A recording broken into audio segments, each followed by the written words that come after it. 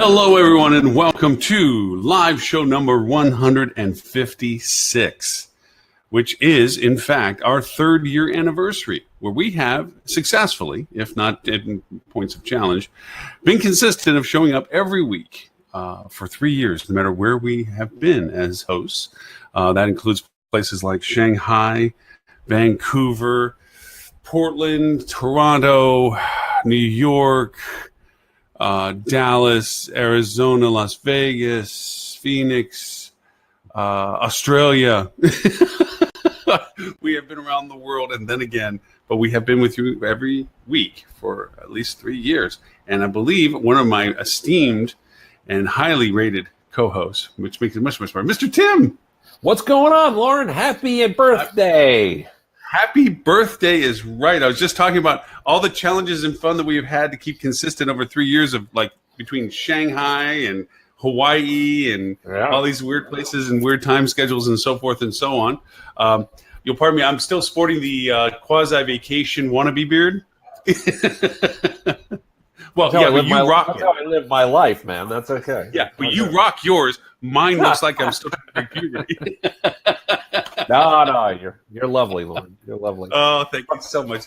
Pardon the weird. I got like a Dutch angle on the camera today. It's a little bizarre. I'm in the process of migrating laptops, so things are a little out of. I dread the technology shift because you figure it's a time for cleaning things up and doing all the stuff you said you would do when you bought the laptop. Yeah. Only to go over. Screw it! I just need it. Let's throw it on there and then. Pretty much that, yeah. Pretty much that. Oh man, I'm so sorry these past couple of being on the show, Mr. Robert Cole, sir. How are you today? Well, I'm doing very well. Wow. He's in the Hospitality Digital Marketing Studios. Look at that. I know, right? And I'm in no rush to leave or anything like I have been for the past couple of weeks where I was in a Starbucks coffee shop in St. John's and then, I don't know, a hotel room that we were supposed to check out an hour earlier than I was there. We heard banging on the door. We heard the vacuuming. Yeah, we heard the vacuuming. Right. Yeah, that's always good. I'm always hitting the mute going, we're not here right now. Give us another hour. It's like pirate radio. I think they're going to shut us down. We're cleaning up a couple dead bodies. Trust me, you don't want to come in yet. Exactly. A lot of blood. And it's been a shame because, I feel bad we missed Kat because it turns out that her corporate laptop locked down and we... Going over retrospectively lessons learned, I let the guest host determine whether they want to do a dry run or not. And, if they say no, they say no. And I'm like, that's fine. And now it's like, you know what? I'm going to just say, look, it's really in our best interest to try. That way we don't get stuck. Nobody really knows how this Webinar Jam software works anyway, so we really do need to test it. Including the people at Webinar Jam. People at Webinar Jam is absolutely right. They still can't tell me whether my feed speed actually affects the show in any capacity at all. But anyway, it has been 3 years of joy. And to say this honestly, we've pretty much been through the whole journey together because very little of the first part of this show when it first started did not include you all because you came on very early, Mr. Robert. I know you did. I wasn't here. I wasn't here at the first show. And I wasn't the first show. No, but early on, within the first few months of the show starting. I think I did join perhaps in late August, yeah. And I think I joined somewhere in September or thereabouts. Tim's tearing up out of pure sentimentality there. I apologize, by the way. I feel bad. So I'm about to break a rule that I never break, which is don't take people backstage, right? When I do presentations, I don't apologize for things. There are days on the show where things are a little wonky. I don't apologize for them because don't call attention to things that maybe people didn't notice. Unfortunately, for some reason, my allergies flared up like literally 5 minutes ago. My eye is burning. I'm sneezing. My nose is running. And the fact that I'm going to have to mute my mic at points to blow my nose is going to be noticeable. So, Tim, I commend you on coming up with the excuse of allergies. It's a very emotional day being the third anniversary for all of us. It is an emotional day. Yeah, you're right. Some of us, Lauren may get of my children. Yep. Dad got married. The show. The third anniversary of the show. Right up there. So you went 3, 2, 1, right? You were doing that in descending order. Yep. I just was going to say you're allergic to Robert because it didn't show up until Robert showed up. Is what I'm. No, saying. it started literally. I was in a call just before the show, and it started literally with 10 minutes to go in the call, and I was sneezing, and I had to keep excusing myself and stuff. So it's been a treat, and I have no idea what caused it because I'm in the house. The cats are in another room with the door closed. I mean, the door separating the rooms I'm in from the rooms they're in is closed. So yeah, I don't know, but something drove me nuts. Earlier on, you said you're migrating from laptop to laptop. What are you going from and to? May I be prying and asking? MacBook Pro to MacBook Pro. 2013 15-inch MacBook Pro to a 2018 13-inch MacBook Pro. But the old one is dying. The hard drive is filled. The motherboard or whatever they call it is actually melting. They've already told me they can replace that and will replace it for free. But the hard drive I have to pay for, and it's like an $800 charge. And at that point, I was like, I'm just going to buy a new laptop. Well, the hard drive, Tim, I want to tell you something about hard drives. You can actually delete stuff off of them so they don't stay full. You can actually empty some. No. That's crazy talk. What are you talking No. Robert, what? Delete what?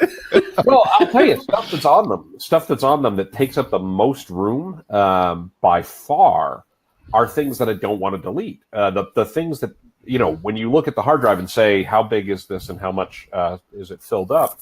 It is photographs, Okay. and it is a lot of audio files from 6 years of podcasting or whatever it is I've been doing. Sure. So Okay. and those are huge files, compared to Word docs or things like that. Well, you can do, get a little, NAS drive, network accessible storage device. And actually, that's what I wind up doing. I have a very interesting site because I've got my. Oh, okay. So that's the old one, and Yeah. and this is the new one that will go with this. Uh-huh. Oh. I just upgraded to a 6 terabyte one myself because God knows there's not enough enough storage. What did you say? A 2 to 6, or did you say 26 terabyte? To a 6 terabyte, just up to a 6 terabyte. 6 Yeah, this terabyte. is a 4. This is 4 terabytes, but this is $100. I mean, it's we yeah. always talk about how much this stuff has changed, but I'm always blown away by the fact that $100 for 4 terabytes of storage. 5 megabyte drive that was the size of, I don't know, Right. a toaster, right? A good sized toaster. Not quite a toaster oven, but maybe larger than a toaster, just under a toaster oven. In 1980, when was that? 82, $5,000 for 5 meg. Yeah, So- that was. Wow. I always Yes. love telling this story. So you guys know I started my career in the music industry, and a thing that was very hard to do when I started out in the late '80s was what was called sequencing an album, right? Which is the process of choosing what song follows which song on an album, right? And of course, this is all in the era of cassettes and vinyls and CDs. So everything's linear for the most part, right? And so you wanted the right playlist in terms of song A leads to song B leads to song B in the right context, right? So what you used to do, now remember, we recorded everything on tape in those days. So what you used to do was you would take, depending on the tempo of the song, a more up-tempo song, you would have a little bit more, a slower song, you might have a little bit less, but you'd take the last 10 seconds of a song and the first 10 seconds of a song, and you would splice those together as the short version of the song. And you literally would spool those 20-second snippets off onto little reels, little 3-inch reels, and then you would sit there and you would literally, with tape, go, okay, we're going to take reel A, B, C, D, and we're going to type those together and see how it goes. No, we don't like that. Now spool them back off onto their reels and then go A, C, E, B, D, F, kind of thing. No, that Because you didn't know what it sounded like until you did it. until you did it, right? Yep. So a buddy of mine bought one of the first hard disk recording systems you could buy, and he bought a 600 megabyte external hard drive, SCSI hard drive, from a company that in Houston whose only customer for them was NASA. Yeah. Because 600 megabytes was an hour of digital audio. on an hour of stereo digital audio. And then what he could do is he could basically just, test different sequences and just have random access, right? And just have it play. Yeah. The funniest part about it was that 600 megabyte drive cost $10,000 in 1988, and never worked. He eventually he kept having that is the conversations. best part. He kept having conversations with them, and they said, "Look, here's the thing." He said, "Here's the thing. It never has worked right for NASA either. Just send it back, and we're going to send you 2 300s for the same cost. We're just going to eat the 600 and send you the 2 300s. Wow. It'll be good enough." And it was funny because they were like, "Besides, what could you possibly need 600 megabytes of storage for?" Yeah. So, Yeah, now we just figure. Mr. Ed, thank you for the number 3, dude. Yeah, happy birthday. 3 is a magic number. 3, isn't it? Yeah. By the way, just to go back to something real quick, Tim. You mentioned about the podcast. Did you see that Google's revamping their Google podcasting platform now? I have seen that.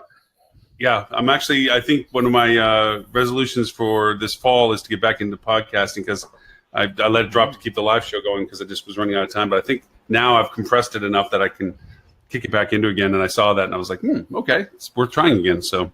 Well, I will tell you, I'd be very curious to see what they learn and what they've learned and if it works any better or the like. I can tell you, at least for my show, I've been doing my show for a long time. I forget how long, honestly, like 5 years or 6 years or something along those lines. Oh, stop it. You were cutting it on like a wax tube. Cylinder. The correct term is cylinder, by the way. Sorry, I wasn't around back then. No, I know. That's okay. But I'm looking right now because I'm actually curious, and I have tried all the different platforms every time they come out and the like, and iOS is what?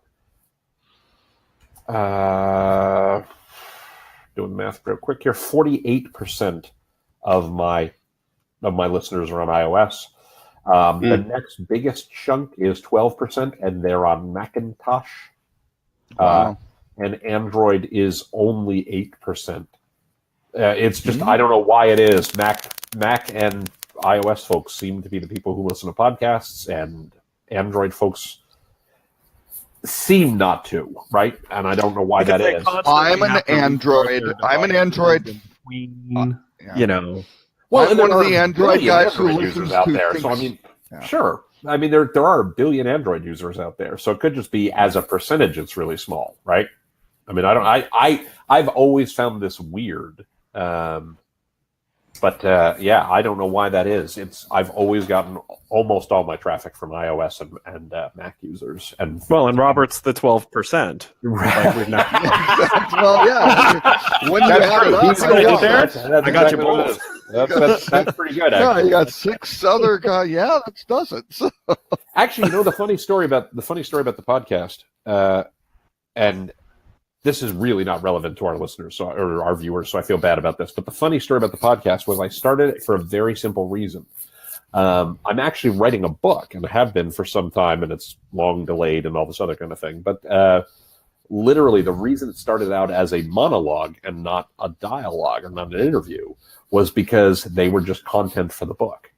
It was, let me go ahead and talk about a thing and then get it transcribed, and that's, a chapter or a piece of a chapter. So that was actually the intent. The fact that anybody listens to it ever always astonishes me. That's how I feel about this show. Yeah, that's how I feel about the blog. I can't believe people hire me. I mean, who are we kidding? Right. Well, I go that right too. It's like, wait a minute, you're going to give me money to talk? Really? My wife gives me money to be quiet. Yeah. yeah. Let's I had someone reach out to me. Asking just for my thoughts on some things, and he's like, hey, this situation came up, and I immediately thought about who I would go to, for advice on this. And I said, and those 30 people didn't respond, did they? Because that's instantly what I was thinking, like, Yeah. well, I mean, I appreciate you coming to me, but I'm surprised I wouldn't come to me. Good sense from the desperation in their voice. They're grasping for. Yeah. The 30 other people didn't respond to you, so you've now got to me. Great topics this week, by the way. Yeah, should we Robert. do some news? Yes. There are always great topics. We're going to cover one of them. Really, which one would you like to? I do have to make a request. Can we not talk about the Rutrow, because I might pass out? Can we just skip the Rutrow? I thought This is the first week that I was super excited about all the other topics except for the Rutrow, where most weeks I'm excited to talk about the Rutrow. For our And everybody audience, so that brings you up know the what we're Rutrow talking first. about. No, so you know what we're talking No, about. we This is closed with the only- Rutrow. No, we're We not talking about closed- the Rutrow this week. No, but not. you do that to keep people. The anticipation of the Rutrow is No. what drives viewership on the show. I'm sure, Lauren. I will check tell you, this out. I'm leaving before the Rutrow, and I strongly encourage anybody who's watching the show to do the same. It's a story about a spoiled typical food. New Jersey, We're gonna leave it New at Jersey that. restaurant. Spoiled food and a bad social media reaction. It's not spoiled. We're not talking about it, Robert. We are not talking about it. All right.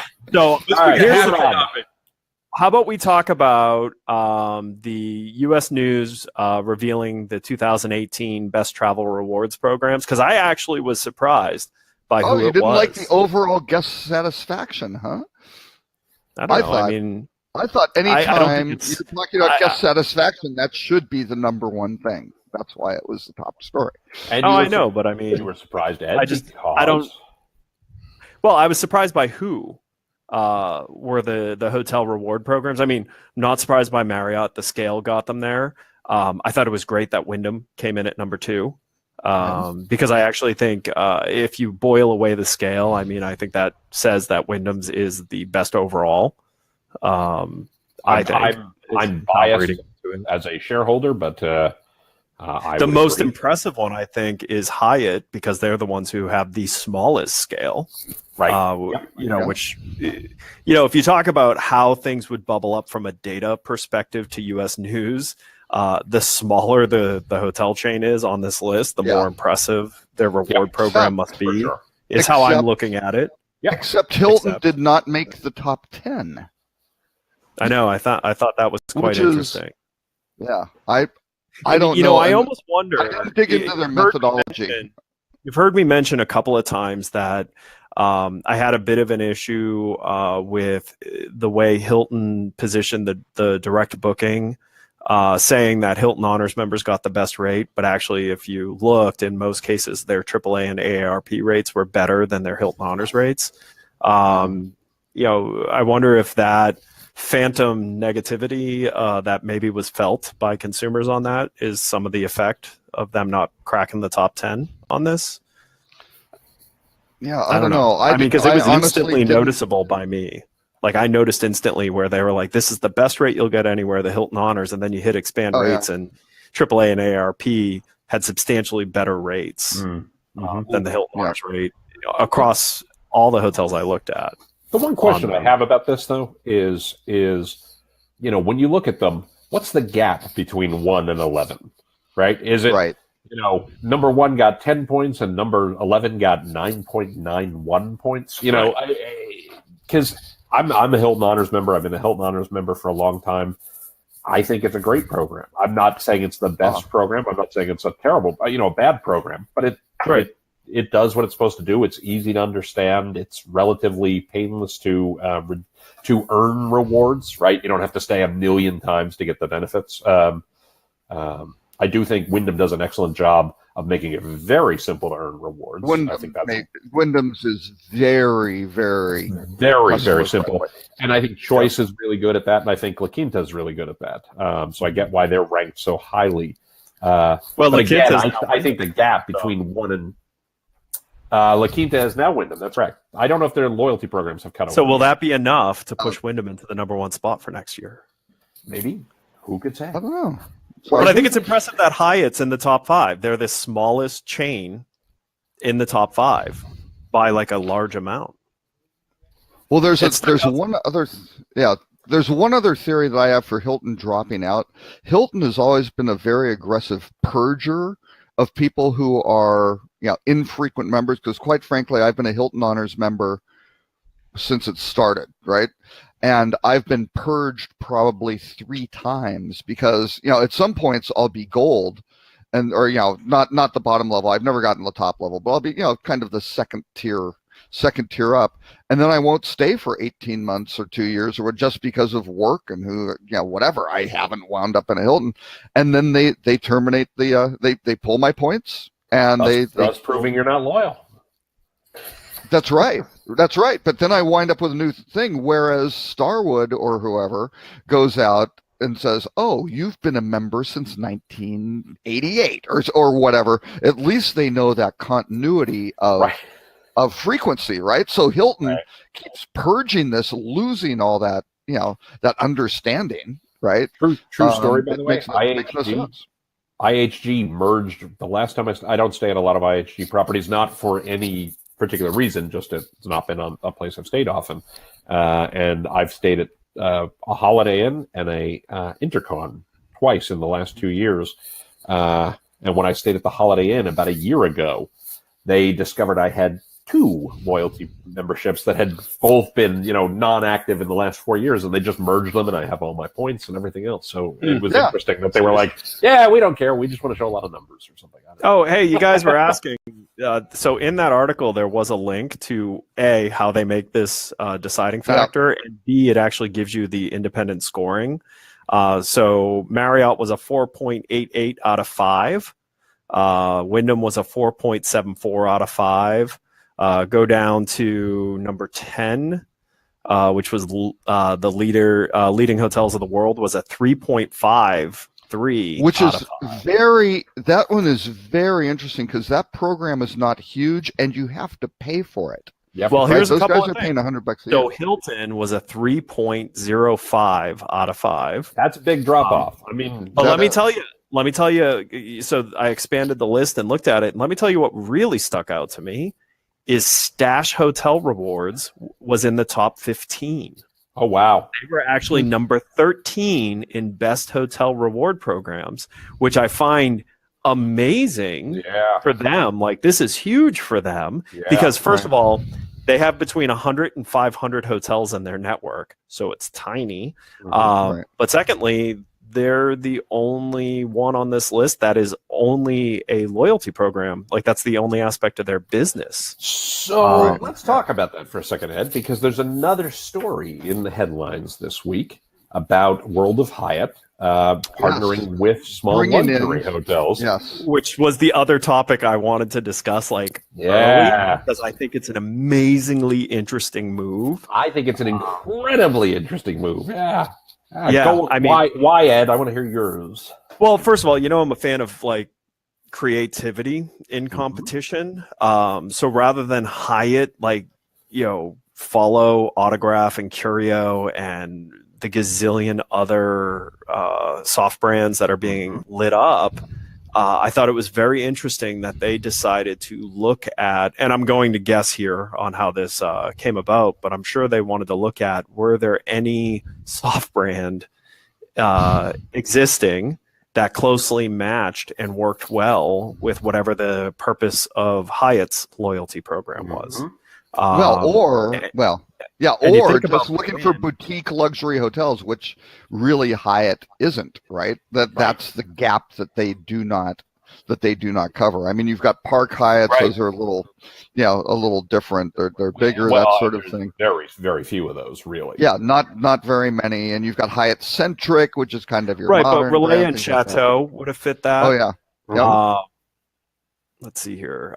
The others that were listed really would have competitive overlap. Right. But Relais and Chateau certainly would have overlapped. Preferred leading. Yeah. I don't see leading overlapping. Admittely, I'm ex. That's true. I have a bias here, but ex leading rather, so I have a bias here. But those leading tends to be very, very, very, high end, and in lots of places where Park Hyatt. Right, but Hyatt has very high end. I can think of leadings that could easily be a Hyatt.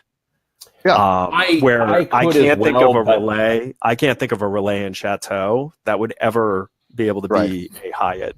I hear what and you're not saying. because of. There's not a Hyatt product that would fit a Relais and Chateau because they generally are smaller. They're remote.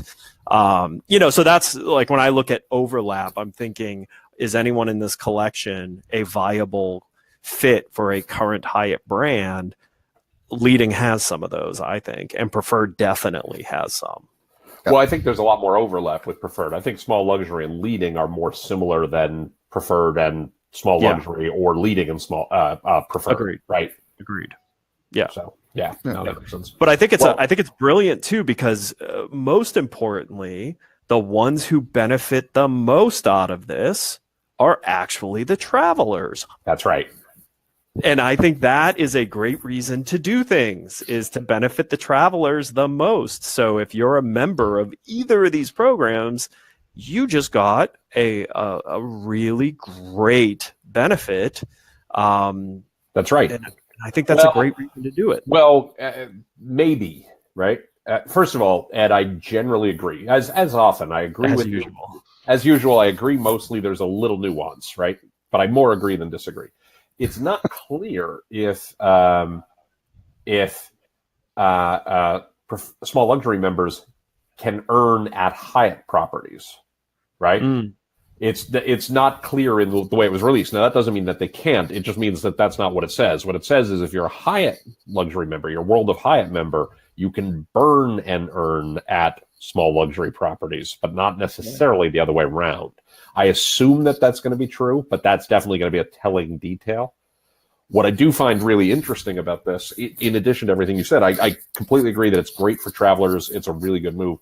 I also think it's a key acknowledgement that today a hotel brand often is the loyalty program first, right? Like, this is a real acknowledgement that their business model depends upon the loyalty members that they bring to this and frequent travelers and the like, because that's part of the value prop to the hotel owners. And I think that's a really interesting, reality to say, we're not focusing on buying these guys. We're not focusing on adding their hotels necessarily to our distribution channels or anything along those lines, but we are interested in their members and vice versa. And I think that's fascinating. Yep. Yeah. Well, but Hyatt can do that because let's face it. Sure. Hyatt, more so than I think the other brands, and we can argue some of this, you have to have very specific things to be a Hyatt. Like, they have a very niche space that their brands operate in, which means from a long-term perspective, this move doesn't erode their position with their hotel owners.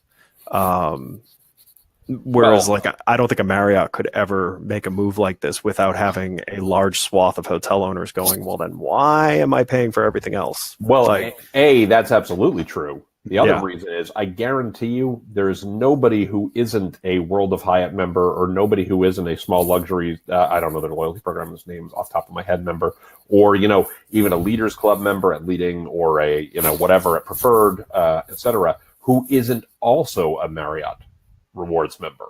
Right. Because there's a lot of places, especially in those, more niche soft brands, when we talk small luxury, when we talk Leading, when we talk Preferred, there's a lot of places they simply don't have properties. Right. Yeah. Right. Because it is a curated list. We used to talk about this all the time at Leading. There's not going to be a Leading hotel of the world in, where Walmart is in Arkansas, right? Like, there's Bentonville. Just because, right. Right.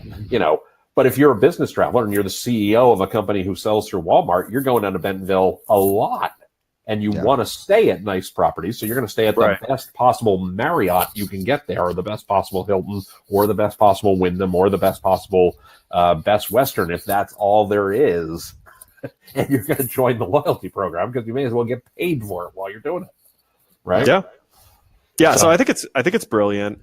I really like what Hyatt's doing here, because they're first of all, they're doing something that's going to be very hard for a Marriott, a Wyndham, a Choice, or a Best Western to do, or an IHG. Actually, pretty much any of these. Which means now they have a compelling competitive advantage in their loyalty program that has some pretty high walls around it. Right.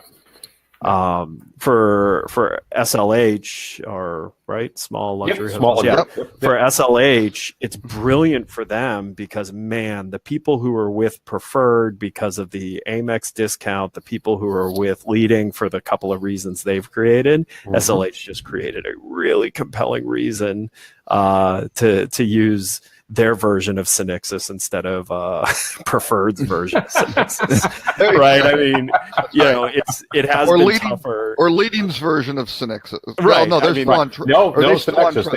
They were Trust. They did and now, migrate.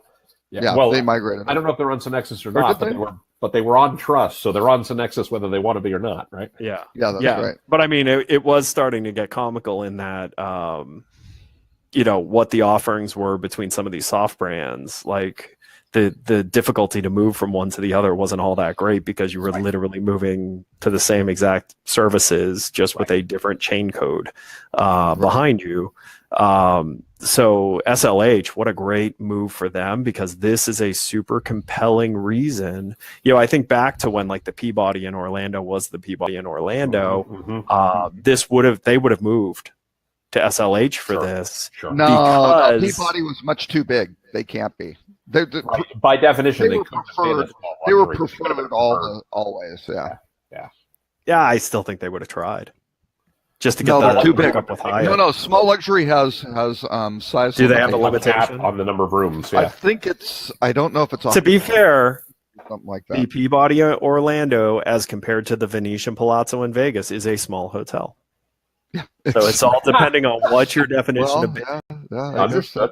So But I mean, if we're talking the- brand value proposition, right? yeah, The one thing that those generation of soft brands I think have tended to do well, and I would certainly say Leading has done a good job of this more often than not over the course of its history. I would say Small Luxury has done a good job of this more often than not over the course of its history. Preferred has had periods where it's done a better job of this than others. Right now, I think it happens to be in a particularly strong period. They've been pretty firm in saying this is why you are this, right? Small luxury, they're saying we're small luxury. They'll find a boutique place, but the Peabody, it's by definition is not small luxury, and I think they've done a good job of that. Right. Yeah. But Well, you and do think about the tie, like it's pretty strong for them. Like Yeah. Oh no, it's a great move. I wonder, and really, you think who it's a strong competitor against is someone who maybe is currently looking at becoming a Curio or an Autograph, and now going, Because listen, if you look at most of the Curios and Autographs, they would be able to be a small luxury hotel, right? And now they can be an Unbound, or they can be whatever, and it's fantastic, right? Yeah, it's pretty neat. Well, and I It's think a great their move. program. I mean, Small Luxury went through a management change, or at least a CEO. I think it was a couple years ago, who has now left. So they're going through some kind of changes at the head office. That their invited program too used to be called. I think it used to be called like the Club or something like that. Oh, that's right. That's exactly right. Yeah, that's a while ago, but it's interesting the program, and I looked at it. Doesn't have any points, right? It's not a point related program. There are no rewards for it's just literally you get a member exclusive rate, early check-in, late checkout, complimentary breakfast for 2. You get some member promotions and comp Wi-Fi. That's it, right? So it's just just purely not even quite a recognition. Yeah, it's a recognition-ish. Yeah, but you look at something like Global Hotel Alliance or something like that, who you can not. I don't know if you really throw that in, because that's Omni and a whole bunch of other groups.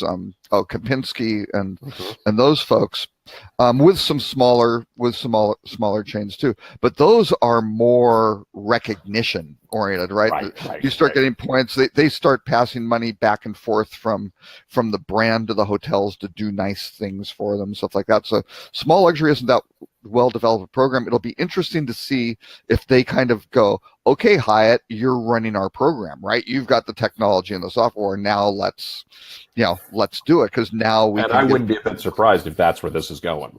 I would think so. So they become the soft brand, structurally become the soft brand of Hyatt, even though I think Small Luxury has a similar setup to Leading, where they have kind of the nonprofit side and then the for-profit side, kind of working together to make the program go. Well, but Leading's not nonprofit. Leading's cooperative. Or cooperative, right? I'm sorry, not nonprofit. Yeah, It's owned cooperative. it's owned by the members. Yeah. Right. Yeah. So, but they have the side that's kind of the membership side, and then the profitable side, right? That runs everything. So, I believe, don't they?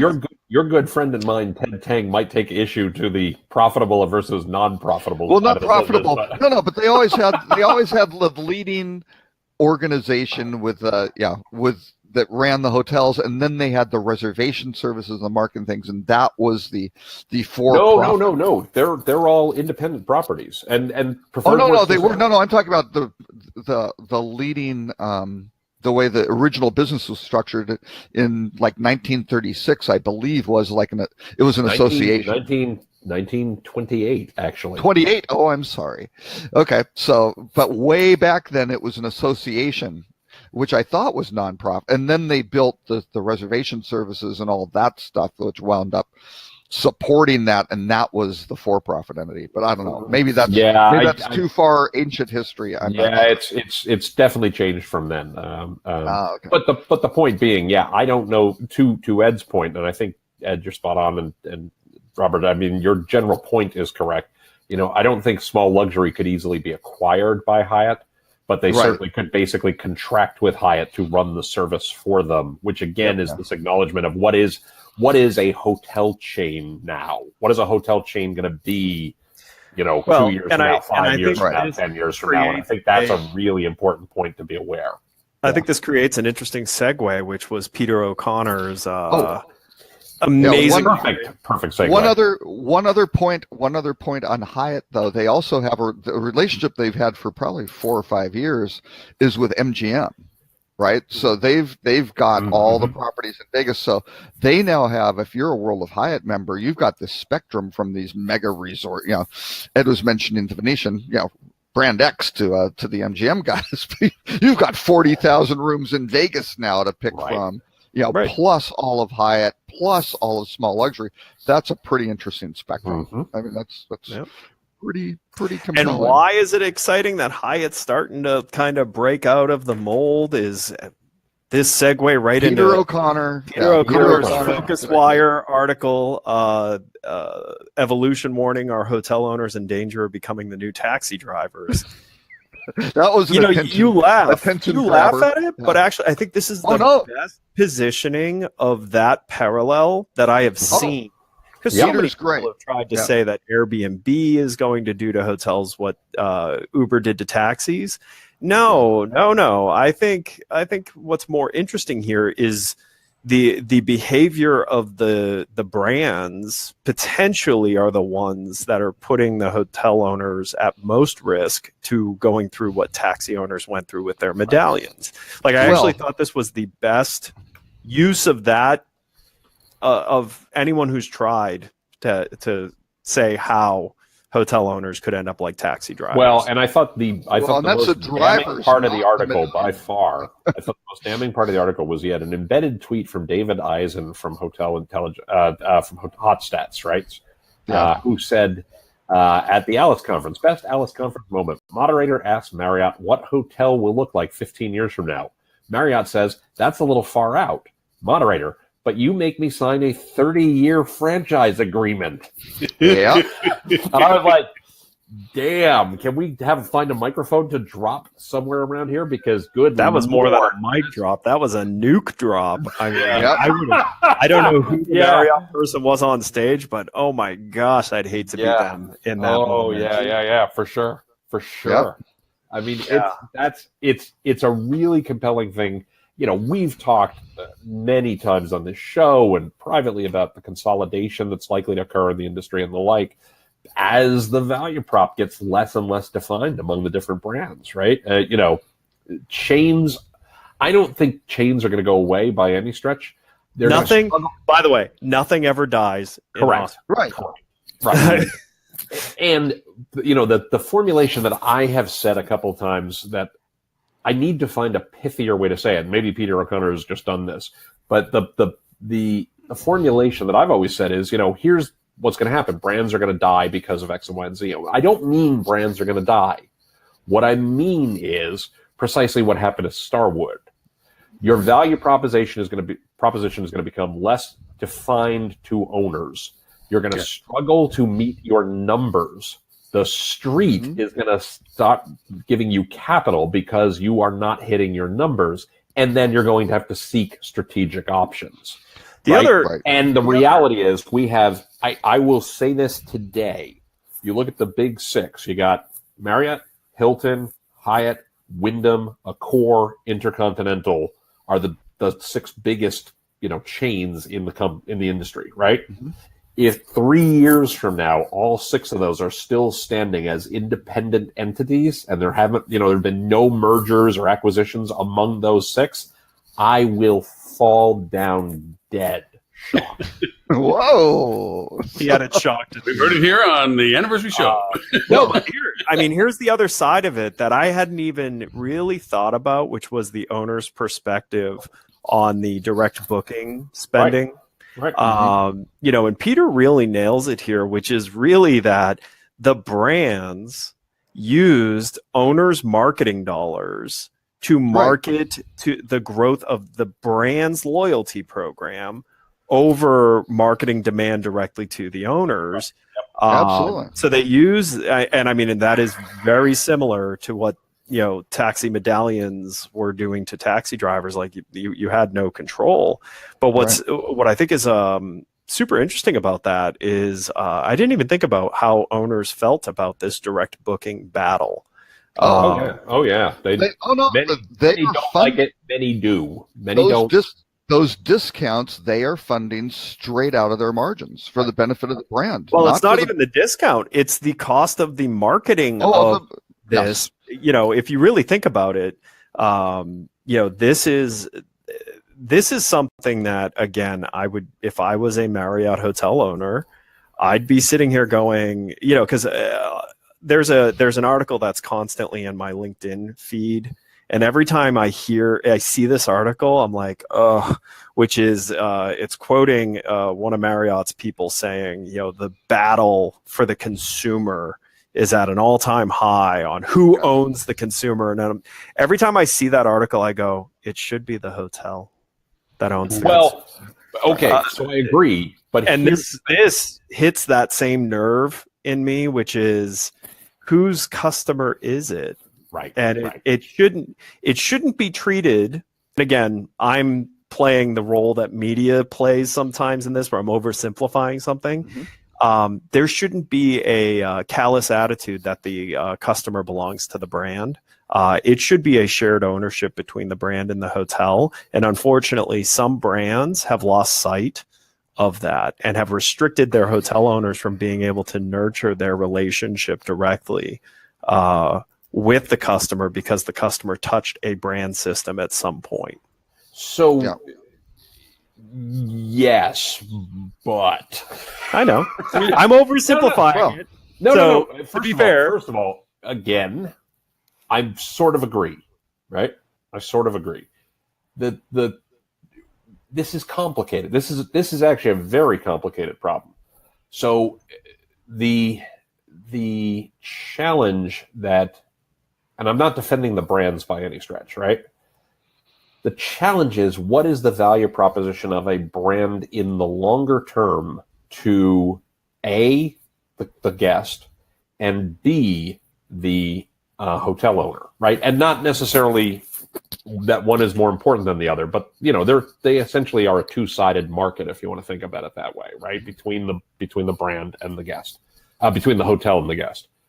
And one of the things that's interesting is this Hyatt story we were just talking about is an acknowledgement that a core component of the value proposition to both is the loyalty program, right? Where independent properties struggle. So the number one threat to most chains today is not a hotel going and being part of another chain. It's that the hotel chooses to be independent. That is by far, because when you can buy distribution and when you can buy marketing services and when you can buy connectivity on the street, by going to Synexus or going to Pegs or going to, Rate Gain, who just bought Disco, or going to wherever, right? Yeah. TravelClick, Hebs, whomever. You have the ability to do a lot of the things you used to rely on the brand for. And in many cases, your brand is only as good as the review you got on TripAdvisor or the review you got on Travelocity or the review you got on Booking.com from your last guest, right? So the brand value that Marriott had, 20 years ago, when I'm flying to a new city and I need to stay someplace and I want to be assured of a certain amount of quality, so I'm going to stay at the Marriott because I know what I'm going to get.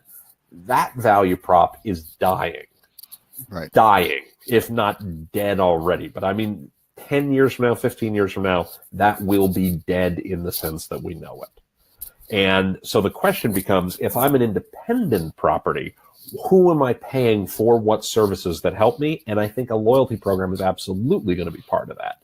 For sure. Oh yeah. Right? Well, and that's so why. So hold on one sec, because there's a lot of dots to connect here. Give me one more, Ed. Give me one more second, then I'll shut up and let somebody else talk. But the point here is, Marriott is one of the things they are trying to do. We can debate whether or not they're doing it correctly or the like, but I think one of the things they're very much trying to do is trying to establish that loyalty program as the thing that guests feel really good about, so that they will continue to use that loyalty program, regardless of how it gets fulfilled from a hotel perspective with, a flagged property or an independent property down the road. So this is all laying the groundwork, and they're basically maybe being a little coy with the ownership about what they're really trying to accomplish. But the reality is they're trying to set up, at some point you're going to need this, and we're trying to build that infrastructure today to make sure that when you need this, you're not going to get it from Expedia, you're not going to get it from somebody else, et cetera, and it's going to still be a good value to you. Right now, I've said my piece on that, so that's why it's complicated. Well, and so tying into that point, that's where having Stash in the top 15 loyalty programs, that I think is actually a bigger threat to Marriott than Expedia is. And the reason, I got to tell you, I'll disagree on that one. I'm, and again, some of this I'm oversimplifying for purposes of shorter conversations. Robert and I don't understand that. I know. But when you look at, and again, I'm going to set aside, I'm not talking about REITs. Okay. As a REIT, I completely understand that having a brand and having a management company greatly eliminates a lot of the risk associated with quality of staff, right? So an independent hotel, its value is as heavily impacted by quality of the staff running the strategic decisions as it is its location. So as a REIT who's trying to manage a portfolio that will produce over an extended time frame with some consistency, you need to remove that MVP aspect of fluctuation, and I think brands give you that. Like you're going to have a better. They have historically given you that. I don't know that they will in the long run. Okay, but yes. Otherwise, I do agree with everything you said. But when I'm looking at someone, when I'm looking at a hotelier, which I do not consider REITs hoteliers, I consider a hotelier someone who owns the hotel, owns and operates the business. Yep. And when you're faced with the sales pitch of becoming a brand, I think you have to look at the fact that when you become a Marriott, or when you become a Hilton, or when you become a Wyndham, you're going to lose some of the ability to pull your own levers, to drive your own demand to differing degrees across which one you pick. Yeah, sure.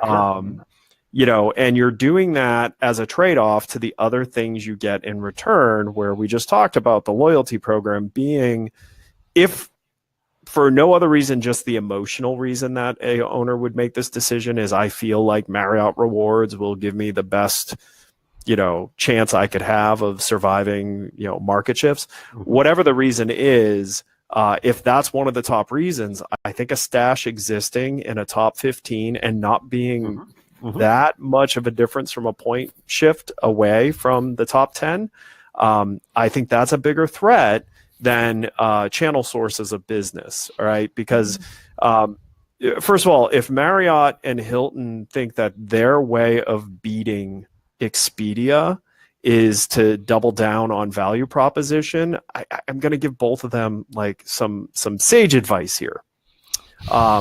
Reduce the friction of booking you and discovering what your hotels have to offer. That will do far more for you than touting better discounts direct. Okay, like consumers have information at their fingertips.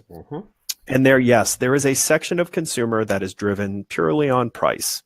However, there is a large amount of consumers that are driven on value. The consumers they're all driven on value. They're all driven on Everybody value. is driven on value. I don't know. I mean, I know. No, they all are. No. The cheapest. No. These guys are not buying the cheapest hotel in the market because that's a shared bath. God knows what. 25% rating on Booking.com. Right. What does differ is how they define value. Right. And price is always a component of how they define value. Yep. Right. But it is about value always. Right. So I look at people who decide to still book through Orbitz. Yep. Right. Orbitz used to be my favorite OTA. And it was because if you had multiple trips coming up over the next 6 months, their trip organization system was good. Freaking-tastic. It was valuable enough to me that I would break my own personal rules and I would book hotels from time to time through it because I was always booking my flight and my rental car through them. Sure. I look at the battle and I look at the investment in the consumer approach to this lowest rate guarantee based loyalty effort. And I think about, man, if you used some of that money to bring in outside people, outside of our industry, to look at your consumer journey and develop real fixes for some of the fundamental flaws in your consumer journey that don't exist on Expedia, that I think would net a larger movement than using discount as the leading reason to join your loyalty program. Discounts have nothing to do with loyalty. Correct. It's gamification. It's pricing. Loyalty is Tim with Apple. He just went from a MacBook Pro to a MacBook Pro because he loves Apple. And you can find a computer with, comparable specs and everything, right? Performance, all this stuff, and you could maybe save, I don't know, I'm not going to say 50%, but you can save 20%, 30%. You can save 20% for sure. Yeah. By the way, I fully acknowledge that I am a loyal customer of Apple products for a whole host of reasons. But it's not because you're getting a discount from them. No. Well, I always joke about, I see people with, I'm a guitar player, right? I see people with like Fender headstock tattoos. You know what I mean? Yeah. That's a loyal customer, right? When you mark your body with the logo, you are a loyal customer. Lauren, show them your Flip2 tattoo, your Flip2 tramp stamp. I put it in the special buttons just for me. Right. So Ed, I completely agree. I utterly agree with you. What is also true, and by the way, almost my entire business is independent hotels, right? So I really agree. But the thing is, what's going to change is, I put Wyndham, and I admit I'm biased. My wife works at Wyndham. I'm a Wyndham shareholder, et cetera. I put Wyndham in a slightly different bucket. I put Choice in a slightly different bucket. I do too. Because I think economy is different and will be for a while, right? Because they're really the training ground for the hoteliers of the future in a lot of cases, right? Where they need the kinds of support that those brands provide. Yeah. If I'm choosing between opening so I was just at the Barclay Intercon in New York City. I had to be in New York City for a few days, and it was easier to just stay overnight than commute back and forth every day. So I stayed at the Barclay Intercontinental. The Barclay Intercontinental, right? Now, if I'm the owners of that property and I'm not a REIT, and I'm trying to decide between being the Barclay or the Intercontinental, today I would make a different decision that I would have made 20 years ago. Right. And they made that decision 20 years ago. Right. They were the Barclay and they became the Barclay Intercontinental. Right, exactly. So I guess, but the point being is, I completely agree that stash rewards could easily be as big a threat as any of the others, because loyalty is going to be one thing I'm going to need as the Barclay. Like, I'm going to use them as my frame of reference. Loyalty is a thing I'm going to need. Could stash rewards be, or something that looks a lot like stash rewards, be the thing that provides that component of what I will need? Maybe, sure, absolutely. Well, and I'm more talking about against the Autograph and Curio. Yeah, sure, exactly right. I'll be honest with you. But I understood wholeheartedly why Kessler was early in Autograph, because that gave Kessler the one thing they never could really get, that they, everything else Kessler did as a company, I thought was superior to anything the brands could offer them. Their consistency across their collection, the uniqueness of their collection, their collection for such a small collection of hotels was easy to identify what it had to offer for you. And they were fantastic at marketing.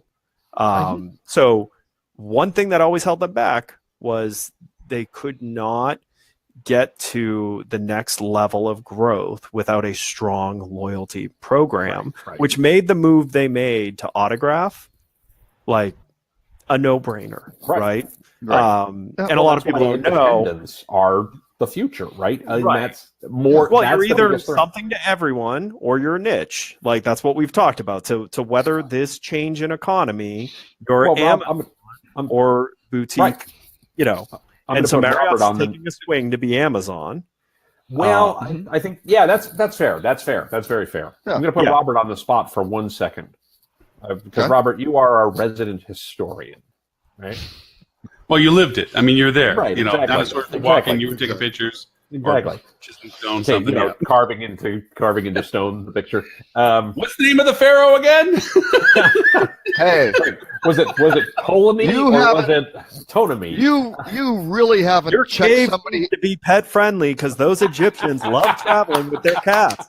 You have not checked someone into a hotel unless you've taken the little slip of paper off of the rack and turned it around to be from vacant to occupied, and posted their first thing on an NCR 4200 where it makes a lot of sound to make sure you do that. So here's my question for you. Spin the ledger book and give them the graphite pencil. Their credit card slip in the bucket, right? There is a little bucket. Wow. Yep. Okay. All right. So what brand, well-known brand, right, that we all have talked about, we all know about, been around for a long time. What is the most challenged brand in the marketplace right now? Legacy brand. Oh, legacy brand? I would say like Sheraton or something. That's the one. Yeah. Got it in one, right? Yeah. And why? They completely lost their focus on the customer and their standards. I mean, they lost focus on everything. Was the big right. So if I'm going to open a Sheraton class hotel today, right, and I have a choice between being a Sheraton or being the Barclay, right, and I'm just using that as a name, right? Right. Which am I going to choose? Yeah, you're easily in the Barclay, and that's why Starwood wound up getting sold. Right. That's right. 60% of their inventory were in Westons and Sheratons, and they were focusing all of their attention on W's and and whatever, St. Regis and stuff like that. They were completely neglected brands. And when Marriott went and paid $12 billion for that group, my understanding from the folks I was working with who were really looking at the valuations, they were coming up with over 40%, someone a little bit higher, but 45% of the value of that was Starwood preferred guest. Right. They wanted those travelers, right? Let me ask you a question. how much would Marriott have had to pay if Sheraton hadn't been included? Oh yeah, Way more. exactly. Way- 4 points. Or, Right. Yeah. Oh yeah. So Yeah. I mean, No, that's it's- the problem. Yeah. That's the Right. problem right there. Sheraton But that's used what- to stand for something, and the Right. minute it wasn't clear what it was, they're doomed. You cannot survive today without being that. So Right. that's And- where, Ed, you're absolutely right. But look at the acquisitions in the past, though, of particularly Expedia, because what did they do in the late '90s? They went out and they got Travelscape, and they got early 2000s Hotel Reservations Network, right, through those projects. So there they kind of bought business model on the supply side, right? Mhm.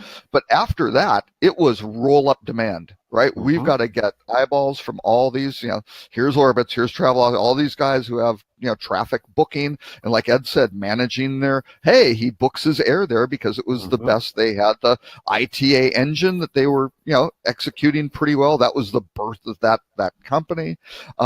Yeah. And what were they doing? Not converting and monetizing the hotels well at all. And they got killed.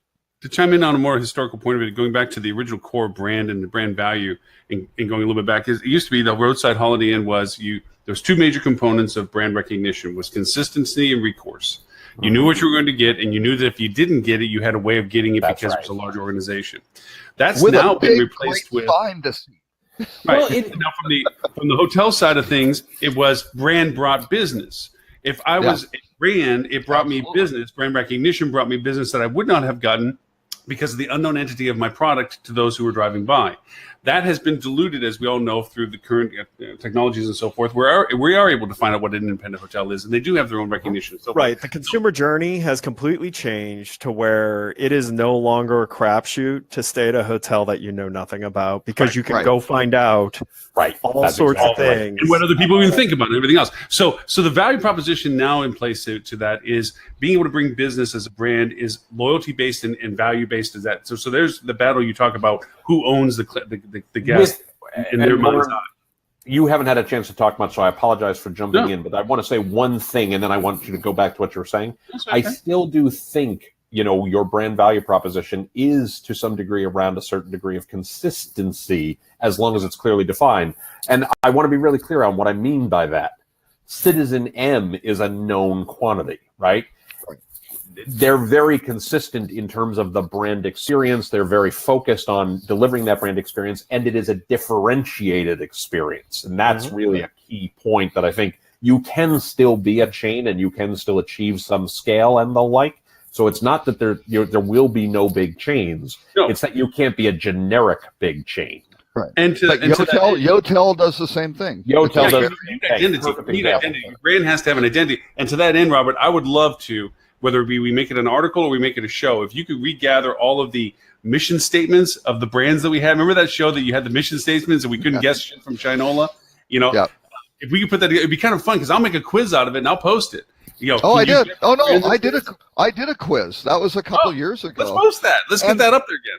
Oh no, it was depressing. I Yeah. mean, I know and it was the depressing. people reading the blog, That's were not what people we're who here were to in the We're not here to be industry. depressing. Yeah. They were in the industry, So- and they couldn't do it because Well- they are so bad. It was Barry really Sternlicht it was tells ugly. this story. This is classic. When they came out with Heavenly Bed, right? Mm-hmm. Barry Sternlicht has told this story for years about. They did a study where they showed people the inside of the hotel rooms and they asked them to identify the brand they were in, right? right. Yep. And the answers were worse than random chance. Right. What- Absolutely. Yep. Okay, but here's the kicker: they'd done the study with Starwood employees. Yeah. Right. It wasn't even Yep. that consumers couldn't tell the difference. Oh yeah. They Actual don't people step who work for the yeah. company couldn't tell Oh, the no. difference. I did a presentation at a high tech. This was I don't know 2014-ish, and I had all the hotel websites, and I went through and basically neutralized the colors, right? Because Yep. red was kind Yep. of Marriott and blue was. You neutralize the colors, you remove the brand names, right? That was it, or any logos. Nobody in the Right. room, and they were all in a city, right? Right. The same Right. city, right? Right. So it wasn't anything like a. Which ones are these? Do you less still have it than around? chance. I would love to post it because I think it goes back to the point we're making about this. But to finish what I was thinking about, is what's really now the differentiator is what kind of business can the brand, with its rewards and membership program and so forth, offer the hotel owner group to make them choose their brand compared to doing something, as you mentioned, going independent or something. That's the real value proposition next generation that brands. And Peter, Or maybe, so where I was kind of going, that kind of led us through this series of really good conversations, was rather than, because what triggered this all for me was the amount of spending from the, and I'm going off of Peter O'Connor's point here, but the amount of spending out of a hotel's contribution to the marketing that was spent in an area that really was more beneficial to the brand than it was to their hotels. And I'm going to say, even long term, I disagree that membership gathered by offering the lowest rate. Oh, sure. No, I agree with that. Is not at all beneficial to the hotels versus membership earned through better consumer experience. I agree So, with that. I look at this and I say, should Marriott and Hilton stop trying to be the Best Buy versus Circuit City, and should one of them start figuring out how to be an Amazon? Well, I think Marriott is, and I'll explain why. Because I think you're right. I have one problem with Peter O'Connor's formulations generally, right? And I like Peter. I've known Peter for a long time. He's a smart guy. He's a very capable guy, right?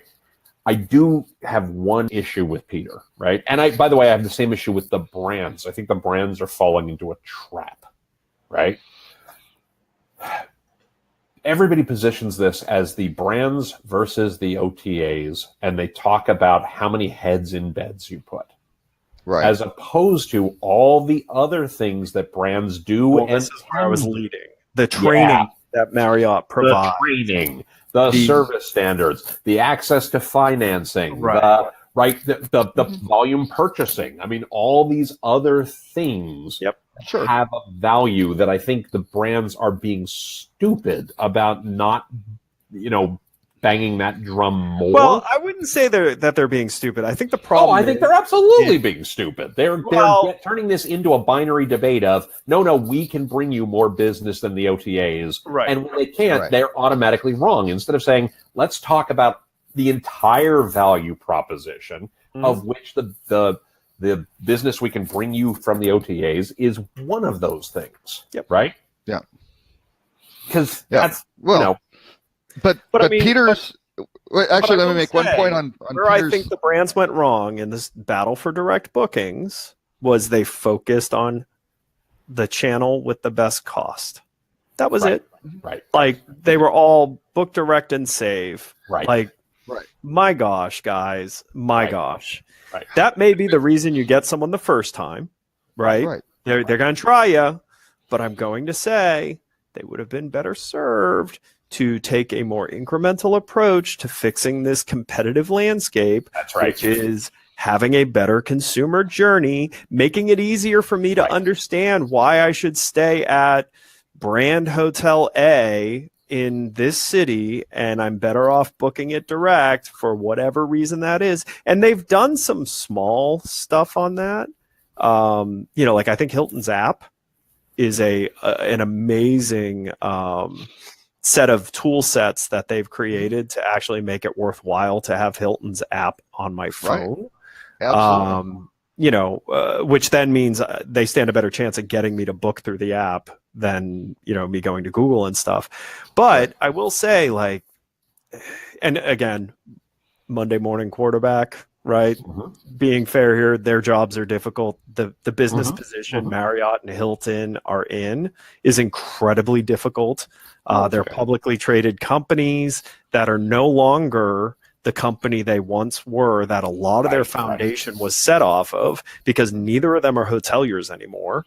Right. And so you have a war of consumer loyalty happening that you have to fund somehow, right? So you're going to fund it off the hotels because it's your only source to fund that war. But there are other ways to do it. And I think but it's It's difficult with the structure though, because all that training and all those standards, everything, you can get a third-party management company, right, for 3% of gross revenues, who can provide a lot of that because they run 100 or 400 hotels and a bunch of other these. You can acquire that expertise, and they've built this down to books through. Well, what are they? They are nothing but branding and distribution. They're basically branding issues, right? I think we're forgetting something, and I'm gonna highlight where I think Marriott is trying to do a good job. I can't say with confidence that they're doing as good a job as they could, or what the results are, because I don't have the data, right? Mm-hmm. But there's two things I would point to: Content Studio and moments.marriott.com, which is where they're starting to focus on experiences and selling the destination first. Right? Yep. Yeah. Content Studio has had its budget cut, and they've lost a lot of their top people. It was a great thought. I don't think they saw the ROI, and they're killing. Well, because they had to go to the street at the end of the quarter and say what was going on there. But I think they have made some efforts to try to do this. Ed, I agree with you that they should be doing more. I think that they are somewhat limited by their capital structure in those cases. But I do think that to say that they haven't done it, I think misses, some larger realities from that perspective, right? There was a great article. Actually, I want to constantly say I'm picking on them. Sure. But honestly, they're doing a fairly good job considering. Like the fact that Marriott hasn't completely fallen apart as a company is because they have been trying lots of different things and have had some great successes. And honestly, there are some things they do far better than a lot of the options that are available. Right. And there's two things I want to say that I want to point people to that I think are really worth knowing. One is that there was a fantastic article in Bloomberg, I want to say maybe a week ago. I will find it and I will get it so we can put it in the show notes. But where they talked about Best Buy and how well Best Buy is doing. Right, Best Buy is actually thriving right now, and they're actually doing things like creating service advisors. This is not Geek Squad. These are people who actually go into your home and will help you figure out, wow, you bought all this technology. How do we connect it better? And even if there's no sale, how do we think about how you use tech in your life to make you more effective at whatever it is you're trying to do, whether it's entertainment or business? Thus, you'll buy more stuff from Best Buy down the road, right? So they're focusing on the service experience. Right. And it's something they can do that Amazon can't. Right. And they had excellent data capture on all of the transactions. They had rewards set up that had a lifetime on them, where the reward would disappear if you weren't back in a Best Buy or buying something online and like that. And they weren't huge rewards like a hotel. It was little things like it's $5 off, it's $10 off, it's whatever. Every time you buy it was a very smart program. They sell things like Kindles, and they've said we don't care that you buy a Kindle. We care where you buy the Kindle. Right. Exactly. And luckily, they were able to win the value war against Circuit City prior to having to shift to the service war with Amazon. Because had they not extinguished Circuit City before Amazon started to come up and really encroach, Circuit City was better suited to survive against Amazon than Best Buy was. Best Buy won by the zero commission employee battle, and the cheap and bright versus the experience, service, and Circuit City. I mean, if you remember shopping at a Circuit City, those sales reps knew everything about every product, and you could truly go in and learn. And Best Buy turned it into, well, they're just trying to sell you something to screw you. And so Circuit City stupidly got rid of commissioned employees and went to the big box kind of useless experience. Like, because if you go into a Best Buy during the phase that battle was happening, going into a Best Buy, the best you'd get is the kid would read the card that you could read. And you really got no help. Luckily, they extinguished that battle before having to deal with the fact that Amazon made it even easier and cheaper to buy stuff. And so the only thing I'll say is with hotels, like that battle's a more complex battle. I for still sure. don't understand why. I still don't understand. One other, and I just wanna give this one historians other help me case real here. Well, this is actually a case for Marriott. Historians help me here. Why can't I buy flights on Marriott.com? Oh, I know the answer to this one. Okay. Because you don't. They tried. They tried. I know we tried at Wyndham. Other people have tried. Usually, by the time you're picking the hotel, you already have your flights. It's where it happens. You have to Sequence. You can't sell flights on rental car sites, but you can sell rental cars on hotels. Because by the time I pick the hotel, I don't yet have the rental car. It's just where people's brain thinks in terms of what do I buy in which order. Right, but so, one of the reasons like that kept me to Orbitz was I could do it all. Sure. So, is it because Marriott refuses to put the flight at the beginning of the search? Is that what you're saying? Yeah, well, and they can't because they're beholden to however many hotel owners they're beholden to, right? Well, you'd have to promote, come here to get flights, don't come here to get hotels. You'd have to take all the marketing dollars and teach people when I think flights, come here for flights. Being the guy that provided the money on flights, that provided the technology to Marriott to be able to do that. What their big issue, and consulted them on some other things following that, their big issue was the customer service end of it, of having to deal with flights, which yielded zero revenue and was an outrageous time sink. Right. So my only question is like, because I look at the consumer who, when you think about going to a city you've never been before, right? Right. The first thing you do is educate yourself on how to get there, right? Yeah. So how do I get there? Then you look at what are my options internally, and then what can I do, right? You have to know the price. You need to know the price of the airfare because of the dynamic pricing of it. Well, I think that's how to get there. $200 around. I do argue you're skipping an important step of the customer journey, by the way. Do I even want to go in the first place? I'm thinking there's seven. Because I think quite honestly, I think a lot of people, when they're first starting travel search, have an idea of options.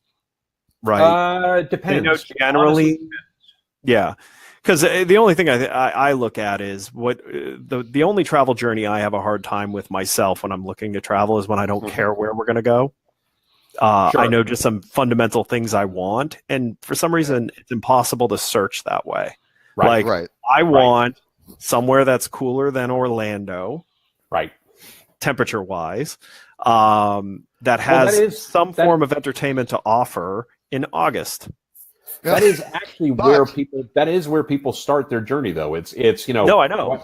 Do I want skiing or do I want the beach? Right? Do I want entertainment or do I want whatever? Or what is the set of those that I want? And but when I'm looking at the battle against the OTAs, Marriott's moments, that could be a thing they could actually do a good job of. Right. So, but when I look at the battle of the OTAs, if you're truly trying to go toe to toe with the OTAs, I think you need to understand. Okay, so the consumer that they're answering is the consumer that already has a general idea of the options that they're willing to consider from a destination perspective. Because otherwise, you don't see Expedia in their consumer journey. There isn't a lot of real estate given to discover where you would want to go. Tell us what you're looking for in a trip. It's literally, what is the city? Right. And do you want flights and hotels? Expedia has tested that. Expedia's tested that, and they've done great advertising programs. They write beautiful content. Expedia writes really good content. But they have not been able to figure out how to connect the dots from the inspiration to the research to the planning to the validation of. And part of the reason you've made the right choice to the booking. The time gap. Yeah. So the time gap between I'm ready to travel and I'm open to what I'm going to do to I'm booking travel varies so much. And in some cases can actually start as a 3-minute interaction that doesn't turn into actual planning for months. So Right. you're at one Absolutely. point doing something because you have time and you're like, well, what would I like to do on my next trip? And you have like a 3-minute interaction that plants the seed, and then you're not touching that until you're closer to when you want to plan it. And that could be a while. So understanding how, first of all, the seed of inspiration can sit for over a year. And I can tell you that just from our own It can be a platform. lifetime. course. It can Oh, be. right.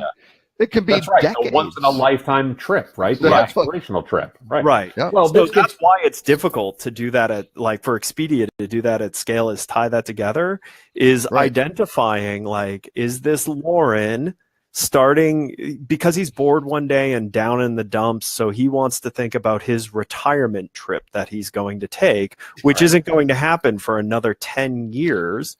right. But that interaction could set the standard of what that trip becomes.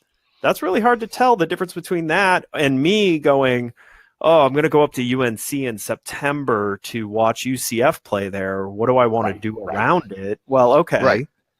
Ironically, the answer, just if you were curious, is I'm renting an RV and we're going to RV up. Oh, wow. He's bringing his own hotel. Yes, Wow. exactly. Before I forget this, Not my before idea. I forget this, but I think brilliant brain fart that I have. I've been thinking about this loyalty thing about brand versus brilliant brain fart. Because one part I will disagree on, well, agree and disagree on. I think that Ed and I were going to go on different paths with. I think that from an independent perspective, some of the scalability value that brands represent, the training, the infrastructures, the support services, the access to platforms and so forth, is eroding. It's not replaceable yet. It's not certainly by any means a scale of evenness, but it is eroding. And there is solutions and internalizations that can independently be taken, so you're not having to put such a chunk of money towards a brand to give you those value propositions. That said, I think we've from a hypothetical, wouldn't it be nice thought if everybody could sit around the table hypothetically and talk about the designation of loyalty's value to all the participants? There's a different loyalty value to the brand than there is to the independent hotel, even to the destination or to the infrastructure of businesses surrounding the hotel. Oh, for sure. Yep. If there was a way to collaborate on the redemption value compensation relationship thing, to say that as a hotelier, if you come back to my hotel a second time because of me being where I am for what I'm offering related to the brand, that's a value proposition I'm willing to reward at X value. Not just a bottle of water that has to be standardized, but something that says, wow, you came back to my hotel in Podunk, whatever, or wherever resort, and I'm going to give you a value to it. Compared to a brand that this is one of thousands that because you're staying within the infrastructure of the brand, we're going to give you a level of reward that isn't so maybe value grandiose, but value proposition incremental, where it says now if you go to any of other brands, there's a value that goes with you. So in other words, we always do this all or nothing acquisition value, that it's an all or nothing thing. Who owns that guest?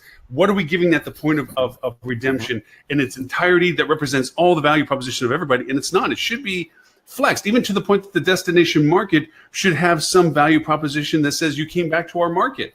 And the restaurant that you visited or whatever. So ironically, just real quick, because we've been learning a lot about the DMO space, do you know who the worst players are in most DMOs markets? It's the branded franchised hotels. Oh, yeah, sure. Because their brand won't allow them to dedicate much budget to the DMO. So if you actually look at and you can actually see it by creativity of DMO. Some of the most creative DMOs are in heavily independent hotel or small brand, so the more Wyndham type brands. Because actually, I think Wyndham is closer to this. I don't know. I don't know the answer to that. I can tell you the Wyndham's brands. I think because those hotels are propped up more as small business owners that actually can control a lot of the outcome of their success versus a Marriott or a Hilton. They don't want you doing anything. Well, right. They really don't. They want you using field marketing. They want you using the brands agency. They want you doing all that. They don't want you spending $1 outside of Marriott. Well, I think it's also an acknowledgement. I mean, as for instance, there are 2,000 Super 8s, or there were the last time I knew the numbers, right? Right.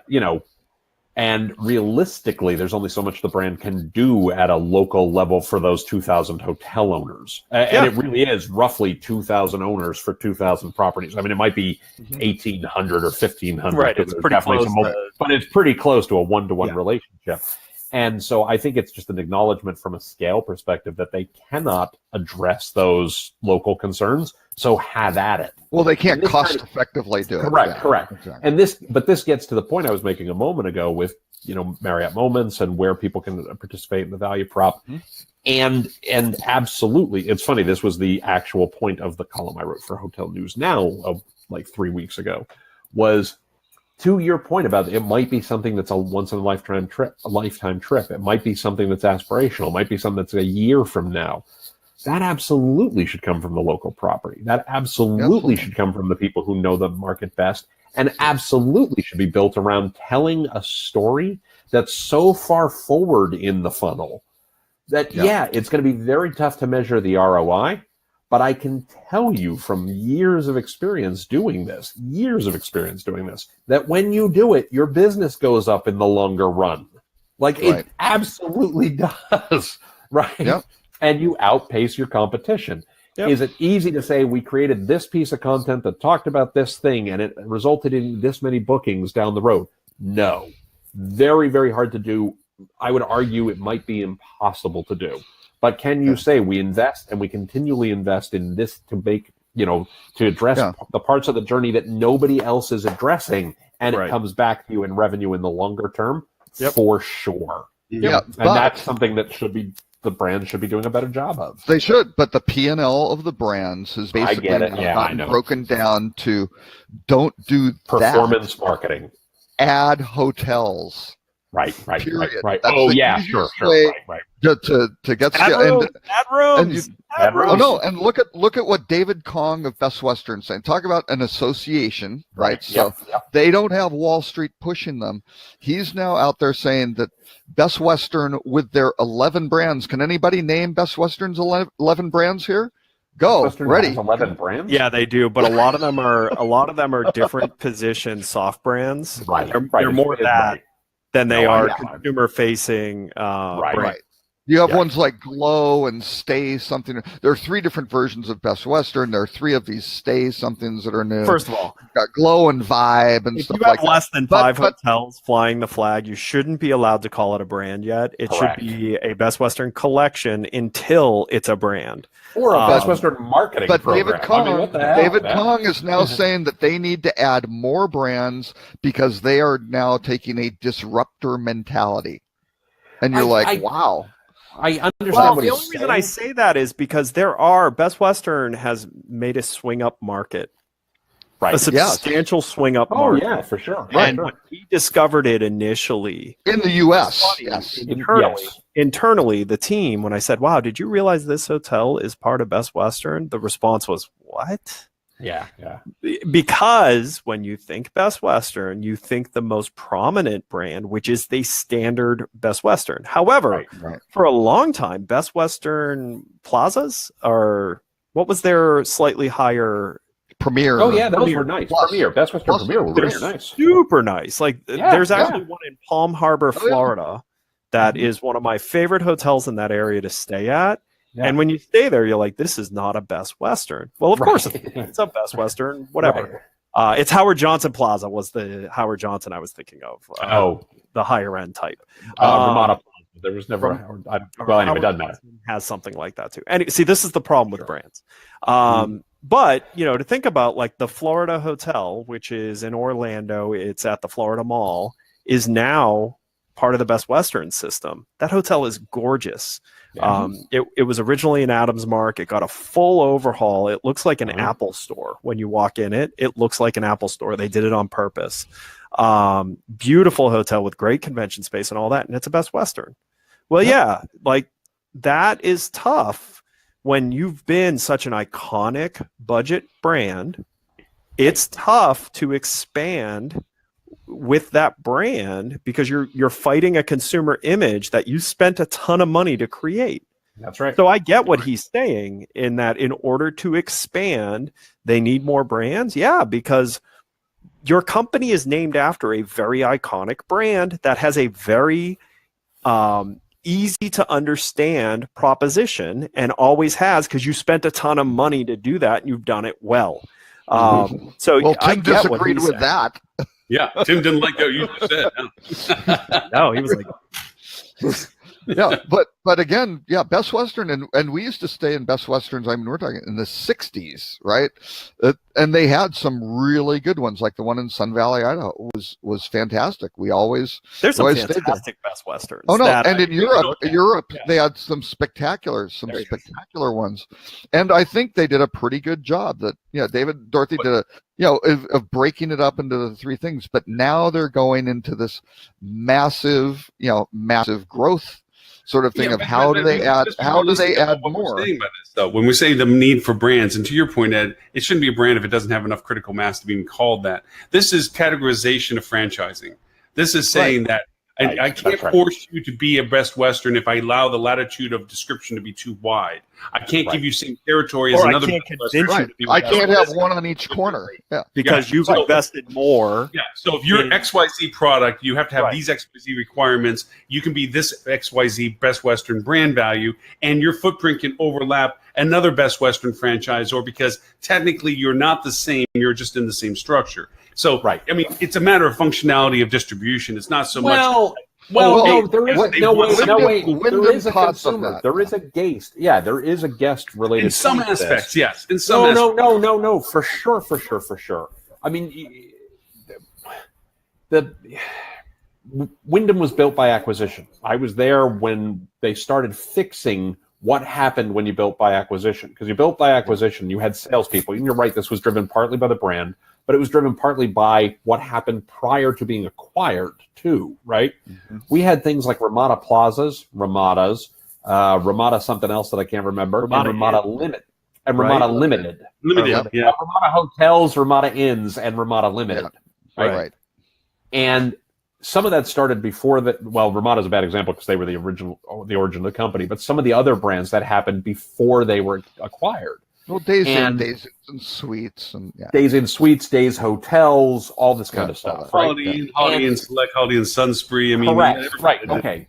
But where that caused a problem was it caused an enormous guest confusion problem. Because if I go to a Ramada Limited and I'm expecting a Ramada, you were sorely disappointed. Yeah, That Ramada right. Limited should have been a Howard Johnson, or it should have been a Days Inn, or it should have been a Travel Lodge, instead of ever being a Ramada Limited.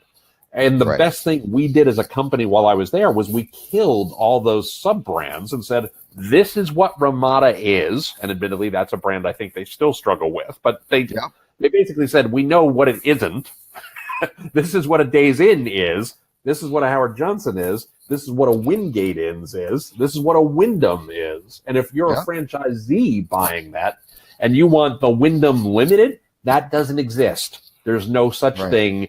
You want the Howard Johnson, or you want the Ramada, or you want the what have you, right? But all the other hotel groups looked at Wyndham and went, "Oh, wait a second! They have some of these more closely clustered brands, right?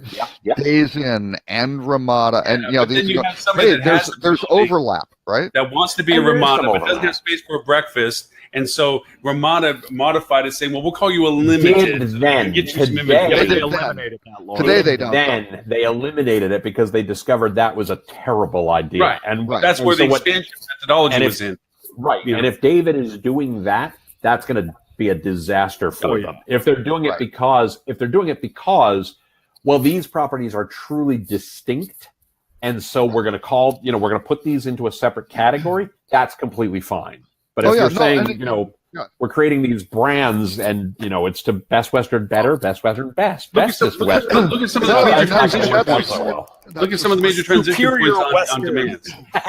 It was exterior Badass hallways versus Western. interior hallways. And that was a Right. huge brand yeah, variation. Western. So now you have somebody that has a hotel that's old, that has exterior hallways, that wants to be in your brand family, and you can't let them in the brand family because they have exterior halls. So you create this pseudo brand variation tiers that says this is XYZ Best Western exterior, or whatever you want to flavor it as, so that you get the inventory and market, so you can show your stockholders, look at growth, look at inventory, look Right, at but room. Best Western doesn't Best have to worry Western's about not the a public stockholders. But It's a different Western reality did it. there. Yeah. No, Yeah.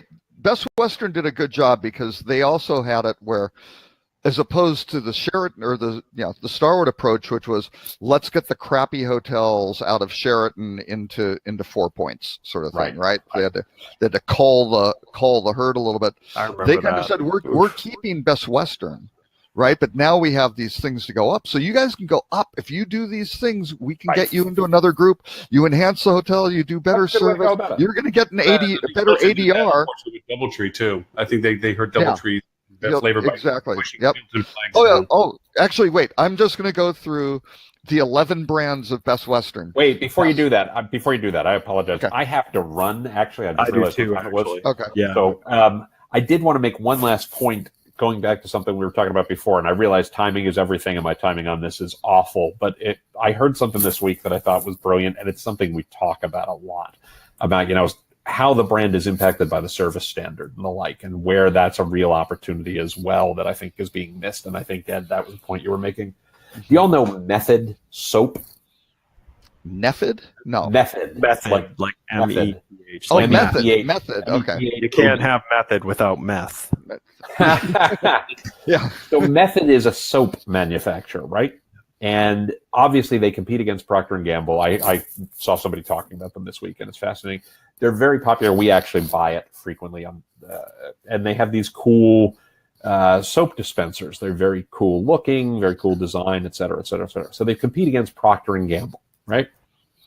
And the CEO of Method says they consider cutting steel, meaning making the molds for this stuff, a media expense, right? Because people like taking pictures of the stuff in their bathrooms. Their customers start telling their story on their behalf. And they are now $1 billion brand. And they spend almost no money on very stylish bottles, marketing. Yeah. Right, very stylish bottles. Right. Cutting steel is a media expense, right? Design. Design. Yeah. But I mean, it goes back to what, Ed, you were talking about, and a place where you and I agree completely is, we have to look at other parts of the journey. And then the brands who do a good job at looking at other parts of the journey, whether it's the on-site, the on-property experience, whether it's the dream experience or any other component, they're going to do fine. And if they look at G6. G6 is playing that game right now. For sure. The design that So they've gone to, it's surprising for the price point. It's surprising. And the brands who go head to head with the OTAs, and it's all about we're going to put heads in beds, they're the ones who either are going to need to get real big and compete directly, or they're going to be in real big trouble. Right. Well, and just one thing before you go on the thing with Peter O'Connor. Oh yeah. His point was because he's been involved with Focusrite for a long time as well. When he wrote, I think it was probably 2015, 2016, he wrote a paper that basically said, look at the costs of participation in these loyalty programs, that they had gone up 77% from 2000. And this is based on HVS stats. What's the cost in 2011 versus 2015, 16 or something like that. And they had gone up, 70, which was just, outrageous. Right. Well, his article this time said, hey, guess what? They've gone up in the last year, 12 to 81%, right? So all of that overhead, and the owners pay for everything. That's the real interesting thing. And then the only other point I wanted to make on the Stash Rewards was they don't have the tech and the size of the OTAs. And Expedia has a loyalty program, right? Booking has a loyalty program. Once you book 5 bookings, you're a genius, right? And you start getting, some chunks off, and they've turned that around to the hotel companies to say, hey, if you want to do the genius deals, come in and give us a better rate. We'll do this. We will shift share to you. And as far as I can tell, it's very effective. Sure. But I mean, if TravelClick or Pegasus or Sabre bought, Stash bought one of them. Right. That's the place where I agree with Ed completely. Like, I don't know that Stash is going to win, but something that looks like Stash could easily. I think the fact that Stash cracked the consumer side of the top 15 that is pretty amazing. Is threatening. That's threatening. Before you go, if people want to know about you, your podcast, what you do, your shows, and everything else like that, where can they find you? TimPeter.com is the home for all things that I do, except for Twitter, where I'm at TCPeter. Otherwise, you can find me at Tim Peter. And that's Tim. Tim has to leave. Tim has to leave because he's going to go get some fish. This restaurant gotta go. that he loves. No, don't do that. Bye, Tim. Gentlemen, great seeing you all. See you all next week. Have a great week, and I will Thanks, see you next Friday. Bye now. All right. Mr. Ed, you said you had to take off as well? I do. I have a client call I have to get on soon, and if I want to eat, now's the Gotta eat time. now. So Thank you. Eat. If we really want to know about you and what you do, what is it that they go to? You can go to Flip2, or you can find me on social media, Edward St. Ange. If you follow me on Twitter, you will hear me rant about the disrespect that the UCF Knights get from the College Football Playoff Committee. Just warning you. Just Well, excellent. Mr. Ed, thank you Thanks very a lot, much. guys. Happy third birthday to you all. Happy third birthday. The show is now as old as our median level of sophistication, right? Investigation, right? Yeah, we've risen to our level of greatness. Yes. Like a 3-year-old, we've made it through 3 shows without huge technical difficulties. So we're now finally walking. Ta-da! All right, bye, guys. Bye. Bye. Thank you very much. Mr. Robert, you were going to. It took Ed 3. It took Ed 3 years to walk. Really? Wow. Some people still stop. I don't know. So one of the my great- older daughter got had 11 up brands. at 9 months. Yeah. I'm sorry. What was your question? Oh, you said you had 11. I didn't know Best Western had 11 brands. Oh, yeah. Did I may have closed that tab. They have something like Sure Stay or something like that has three brands. Hang on, let me.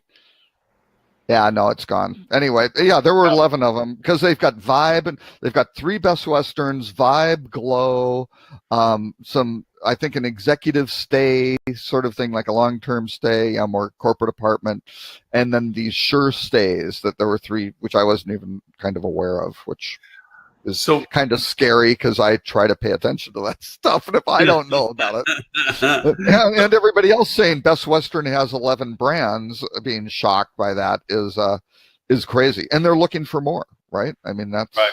And again, it goes back to the whole purpose. value of those brands, and and even Small Luxury. I mean, Small Luxury, when they changed their name from Small Luxury Hotels, which I thought was a fine name, to Small Luxury Hotels of the World, to basically kind of try to pull some things away from leading hotels of the world, Yeah.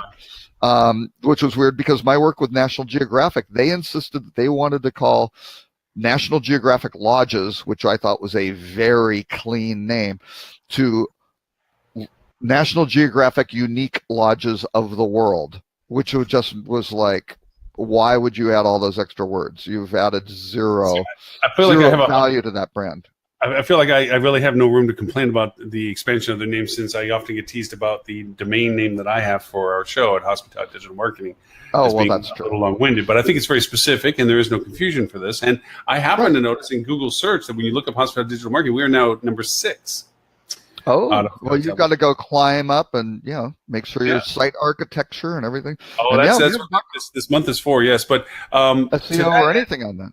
was there any other articles other than the Rutrow that we missed? Actually, the really good news one, which I really, really liked a lot, was TripAdvisor, off Malign TripAdvisor, who we had another article, which we don't have to go into, that was kind of the problems that they are having in terms of hotel booking. Now they've kind of shifted directions because the whole instant book push and stuff didn't work out so well. They're still trying to figure out their way of monetizing things, but they're providing travel guides for refugees and people coming to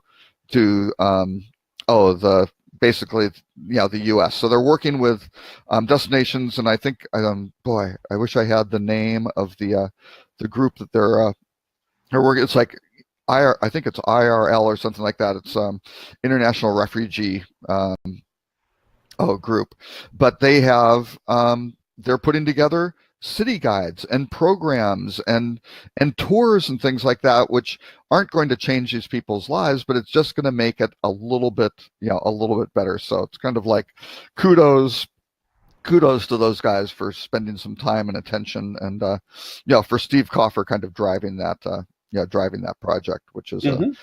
He's got a lot on his plate trying to figure out what they're doing in their next pivot, and since he's now had like 4 or 5 pivots, it's just pretty yeah, it's pretty incredible. So that's the good news story. But we really should do the rut row, because it is just so Go disgusting. ahead. I mean, for me, it doesn't bother me. It's like, No. there. This is a great thing. So there is a restaurant in New Jersey that had a little bit of a problem. Food quality issue? What? A food quality maybe? Yeah, I guess you could categorize it as a food quality issue, because they had someone who came in and actually took a video of it and posted it on Facebook of their fresh fish that they were eating, which had a live worm in it. So you have a nice video of a worm crawling around in the food at that restaurant. Not the best thing that you want to, what the person who said there's no such thing as bad PR may not have driven off of this bridge quite at that point. This might go past that boundary a little bit. Yeah, exactly. So that part is horrible. Okay. The defense from the restaurant was even more nauseating, because what they came back with was try to explain, hey, you've got all these worms and this happens, and it was a problem with their purveyor didn't find it and stuff like that. And it's like, guys, the solution to any sort of crisis management is to acknowledge the problem from the consumer's perspective. B, apologize. C, overcompensate. Yes. Sort of thing. And that works. That approach is time tested and as bad as anything can be. If you do that, you still might not be back to square one, but you did everything you could. Some of the expansion possibilities of it being if you start explaining that all fish have worms and stuff like that, it's like dirty secrets of the kitchen is, this goes back to my days owning restaurants. When we would get fresh grouper in, grouper being the type of fish that it was and so forth, part of the trimming of the fish was we'd go through, and the larger, the older the grouper, there was always worms. Yeah. And you had to trim them out. But that was the quality, what you did with your product. The worms were, fish anyway. And it sounds terrible to say that, you could be eating fish that had worms in. In fact, and you don't want to cook fish. You don't want to cook fish to the point where you get it at a high enough temperature for long enough necessarily to kill the worms. It's not like pork where you're killing the trichinosis, which basically is worms too. No, it's a matter of preparation.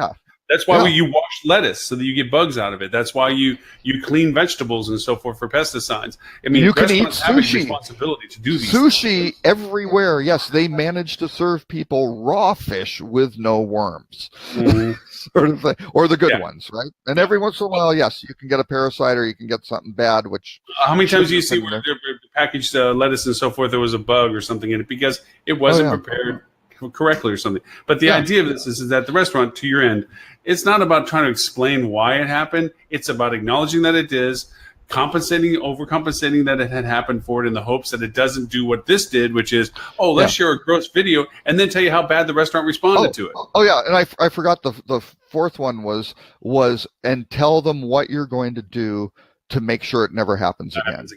The second problem. Yeah, that's very true. But you should. I put the things on the Facebook comments. Take a look at the video. It's really, really disgusting. Yeah, the thing's just, it's a good size, probably inch long worm curling around and trying to figure out it's already been cooked. So it was already agitated by that thing. And now somebody's fork is gone and almost cut it in half. But fortunately, there's only one thing worse about a worm in your fish. Yeah. A half a worm in your fish. or not noticing and the person had eaten half of it too. Right. So they're like, because there's a comment on the video going, "Oh, you didn't eat any of that." It's like, I ate half of it. Yeah. so you get situations like that, which are not making these customers feel comfortable. And lo and behold, with cameras everywhere, they're now able to share it with. Oh yeah. Hey, Now so the world. next week, I want to start introducing some conversation. I just finished, as you know, took a 2-week trip after having taken another previous 2-week trip into Texas area. Finished taking a 2-week trip, and we both Yeah, we took the dog. thanks for stopping by and saying hi. Well, Sitting there by my phone alone, just waiting he'll for the call. call. He'll call. Good. So anyway, with me traveling with our dog, I have a new profound appreciation and a soapbox to stand on as to what it means for pet friendliness. Because we were looking for hotels and so forth as we kept changing our plans because we were kind of meandering back down to the coast. And there's hotels that say, oh, we're pet friendly at $150 non-refundable pet fee per night. Yeah, exactly. Which is usually more than the hotel. You're friendly to the pet, not so much to the guest, the human. Yeah, human hostile, pet friendly. Yeah. Yeah, and then you have hotels that will charge you only $20 a night and have great dog walk and dog bags and treats at the front desk and embrace the idea. And you go in there and no kidding, we went in, pulled into one area that had the typical complex of brands, right? You know, every flavor Marriott's and everything else is sitting on the side of the road, and all the other hotels, the parking lots were scantily. There's just a few cars. The hotel we're pulling in, and we're like, man, this is, and then we're pulling into our hotel. Parking lot is packed. We go in, it's like a dog party. I mean, dogs all over the place, and the place is packed. And so I'm talking to the front desk manager that's there. It's like, yeah, because they charge $20 a night, and they run up to 60-pound dogs. There is, of course, a damage waiver. Always, if your dog damages something, there's always if the dog tries to eat the sofa, that's a problem. Yeah. Right. So the fact that they don't try to charge heavy to get you into the door, the dog walk was full. They had bags everywhere. They had treats at the front door, and the place was packed. And all the other hotels, which charge $150 a night for dog fees, they're sitting around there with low occupancies. Absolutely. And then just anyway, there's lots of stuff that I mean, I have a few domains that I have always kept. I actually have pettripadvisor.com. Oh, well, they won't let you have that, but that. Yeah, they might keep You'll that get one sued around. real quick. Well, they might be too close, but they don't have anything trademarked on it. I check every once in a while, but then Pet Trip No, Review. the TripAdvisor thing will be a problem. But again, maybe they will buy it from you, but they know it's not worth anything. You can't. I don't know. It's a mixed bag. But anyway, but I want to include because I think from a marketing perspective, especially for limited services hotels. And this is the thing. This is going to be the evolution. I mean, Marriott and these guys should be able to. And another comment in that, which I thought was a brilliant article by Peter overall, was 60% of the hotels under development in the U.S. are either Hiltons or Marriotts. And you kind of go, wow, that's very, very interesting. Yeah. But anyway, the problem is maybe Marriott and Hilton and these big brands can do, you're looking for pet friendly. Well, here's the real thing. And not even, it'll be very interesting to say, are they going to go through and say, hey, residence inns, because your long-term stay or, stay or something like that, you've got to be pet friendly and do the following minimum standards. Because I think that's the real question. What you experienced at that hotel wasn't what property was it? That one was actually, that was a residence inn. It was. That's great. It was a residence. But that's not going to be the standard, right? They are going. Oh, not all residence inns. Not all. No. Right. By any must do this, right? So that's good that they had the flexibility. Now, the interesting thing is, does that wind up somebody from Marriott coming in and going, hey, you can't do that because that's too much stuff for the dogs, and that will piss off people when they go to the next residence inn and they can't do that for their dog, right? Well, that's a double-edged sword, right? Allergies and what have you. Some people can't stay at hotels that are pet friendly because they're allergic. But by the same token, just like with anything, ADA compliance and so forth, you can allocate inventory, just like the old smoking versus non-smoking.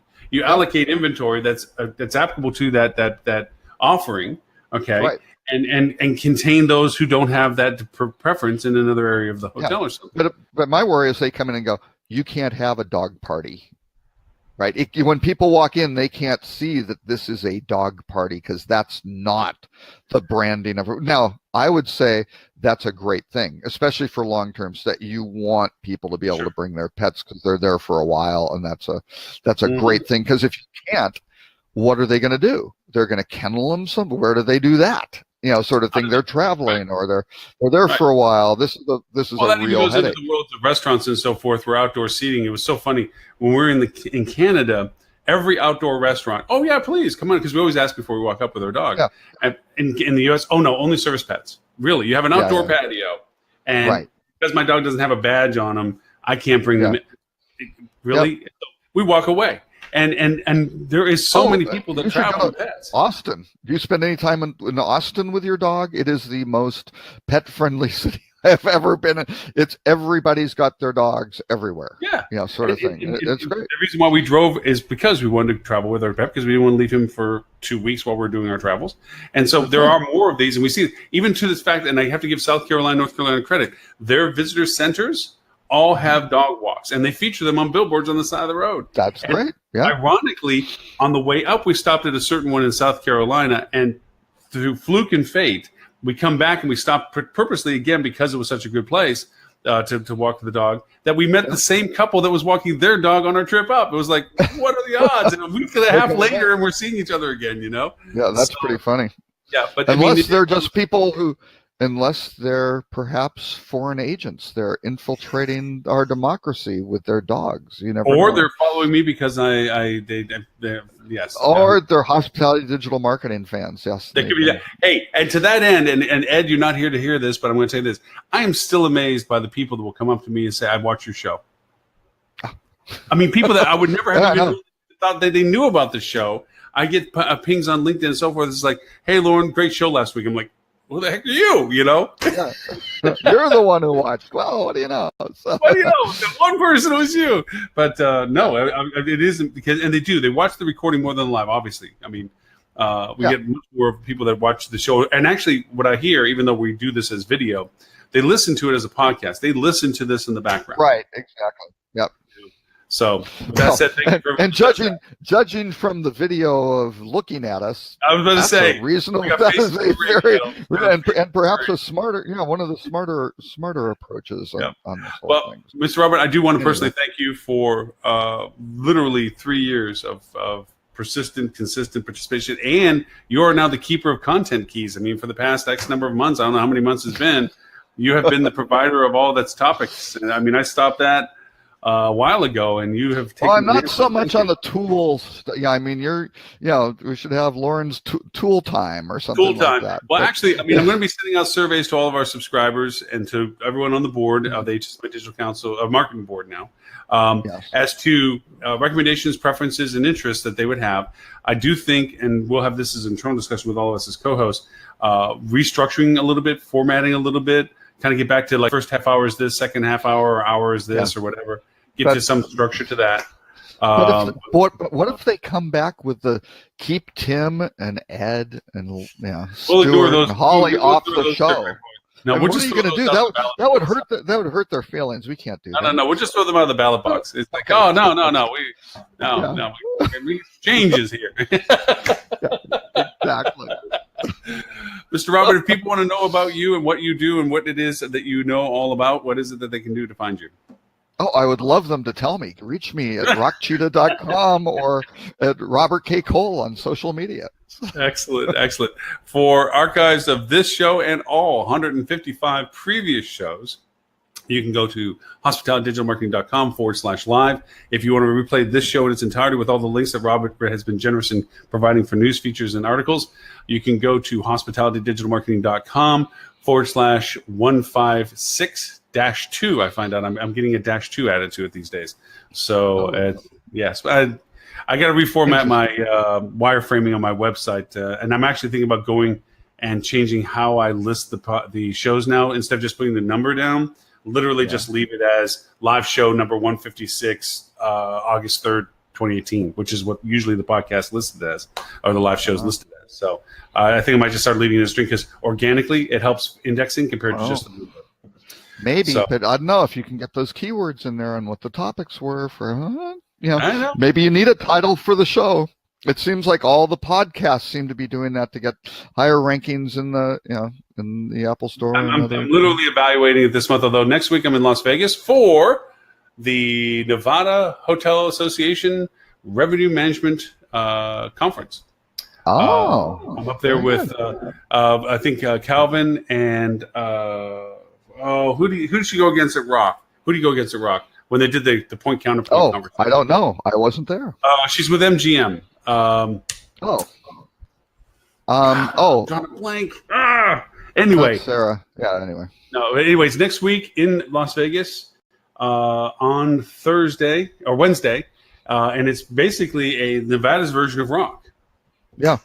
And it's going to be fun. And they do a lot of stuff. They have the governor's conference for travel is very good. They do some good. The state does some good conferences. They do some pretty cool stuff.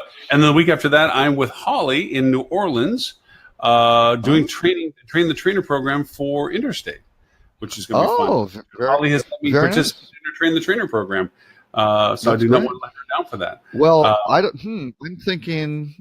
Yeah, I don't know if I'll be on next week. I actually have to get my daughter back to Texas Tech before she's headed back to school. She's on the Panhellenic Council, so all the Texas Tech girls who are going through sorority rush, my daughter is going to be one of them, where she has to strip all of her, I think she has to close down her social profiles, everything, where nobody can know like what sorority she's in, because she's the person who kind of shepherds them through neutrally to help them figure out what sorority they should go into. So she's got to go extra early. And then the week after that, I think I'm going to be with Tim Peter at the Hotel Data Conference, STR's conference. Oh, that's right.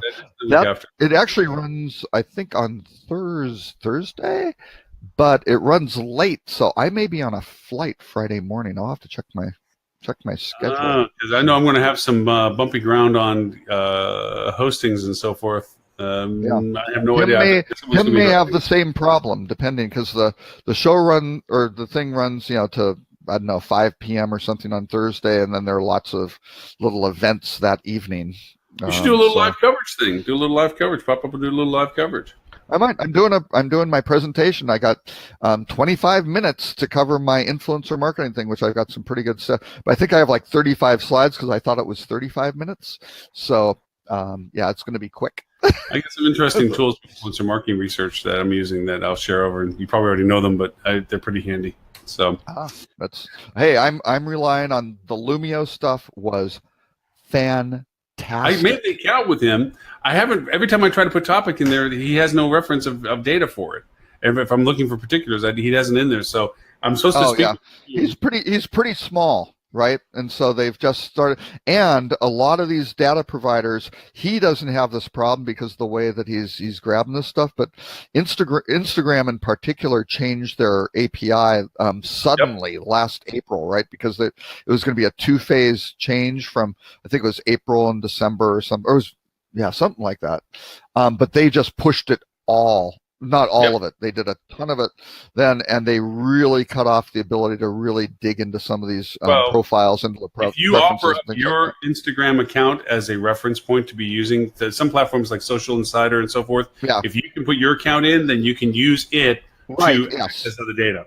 Right, and that's what he's basically doing. So he's doing that and getting publicly available stuff. So he's doing it the right way. I'll have to talk to you about using this platform, because right now, like I said, every time I put something in, it says no data. I'm like, I'm paying for it and I'm not getting anything. So I got to talk to him and find out what's going on. Okay. Yeah. Oh well. So anyway, let's say goodbye to everybody.